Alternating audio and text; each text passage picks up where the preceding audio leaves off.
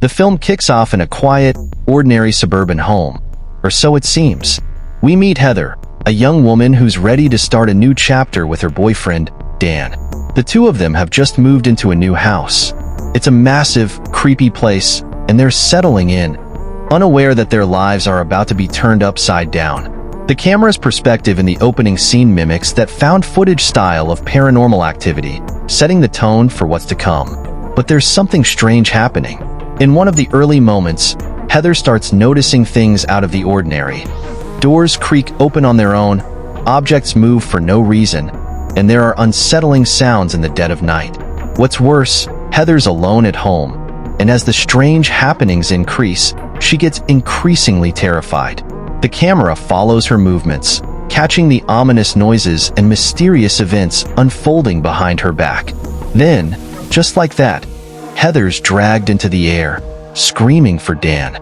But here's the thing, Dan, who's completely oblivious to the supernatural events, isn't having any of it. He brushes it off as her being overdramatic. Classic horror movie trope, right? She's being pulled by some invisible force around the house. But the more she screams, the more Dan refuses to believe her.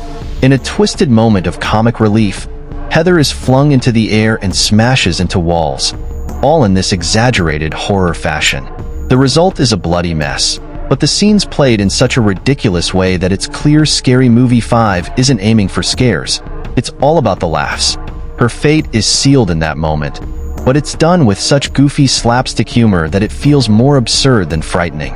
Now, enter Jody, played by Ashley Tisdale, and Dan, who are our main protagonists. They're the couple that takes center stage for the rest of the film. The pair has just moved into the same house that Heather and her boyfriend were in, but Jody and Dan aren't alone.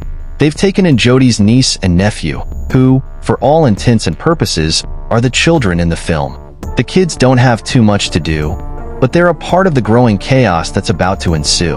While Dan's a hockey player, because why not? Jody's trying to get her career back on track. She used to be a dancer, but she's been out of the game for years. She's struggling with confidence and trying to break into the world of ballet once again.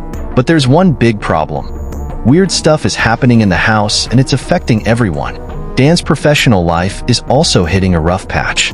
He's recovering from an injury and is trying to figure out his future in hockey. At the same time, Jody's battling with her desire to reclaim her former career as a dancer. But the real kicker is the house itself. It's clear something's not right, and their lives are becoming more and more entwined with the bizarre, supernatural forces within. Now, let's get to the fun part. As Jody and Dan try to settle into their new lives, paranormal events ramp up, and the house seems to be alive with evil energy. Doors slam shut for no reason. Shadows move in the corners of their vision, and things just keep getting weirder. The two of them try to investigate, but they're totally out of their depth. They're the kind of characters who don't quite believe, but they're starting to get the picture.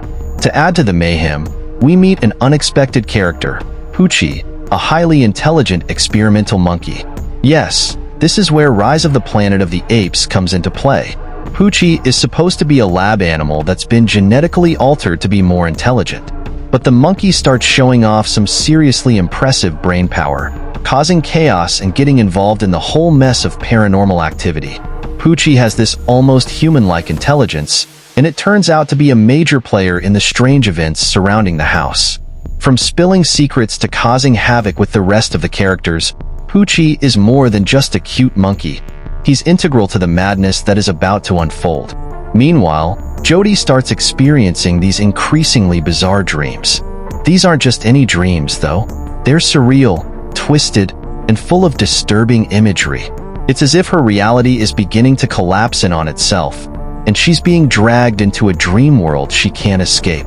One of the most notable sequences involves Jody's ballet dreams, which are a parody of Black Swan. These sequences are totally over the top, with her dancing in an absurd, exaggerated style, getting caught up in a surreal world that gets weirder by the second. As her ballet performance takes a dark turn, the supernatural force starts to blend with her visions, almost as if the two worlds are colliding. She becomes consumed by the paranoia and confusion that follows, and it's impossible to tell if what she's experiencing is real or just a manifestation of her fractured mind. The dreamlike sequences are played for laughs, with exaggerated movements and impossible scenarios, like gravity-defying pirouettes and absurd twists on the ballet genre. But it's not just Jodie's dreams that are getting bizarre. As the paranormal activity escalates, the movie leans into its parody of Inception. Jodie gets stuck in a never-ending loop of dreams within dreams. The walls of reality begin to bend. The characters switch places, and nothing makes sense.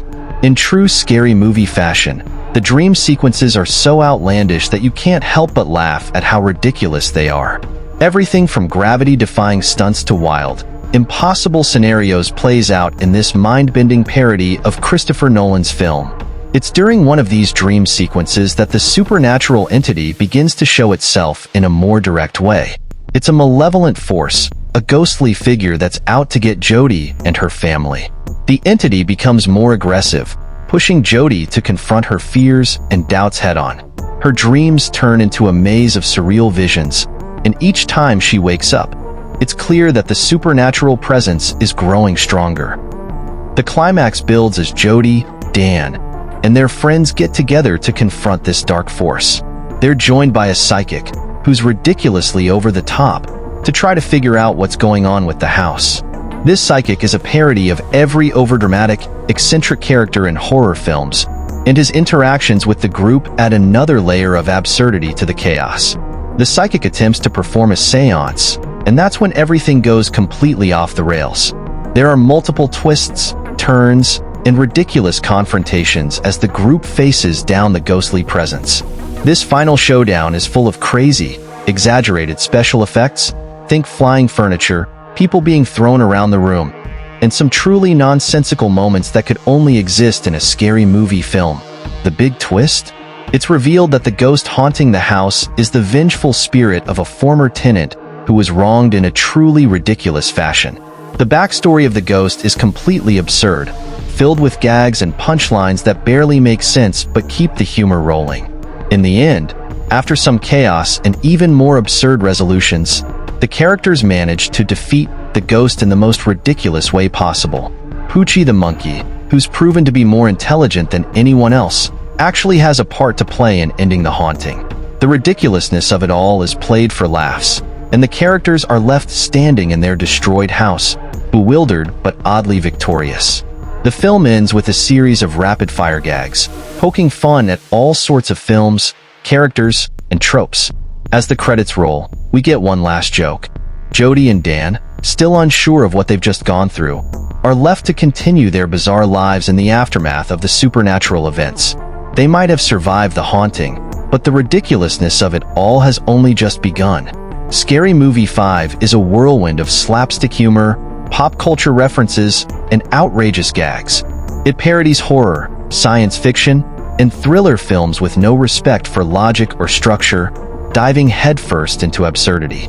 It's not a movie for everyone, but for fans of crude humor and ridiculousness, it delivers plenty of laughs and chaos.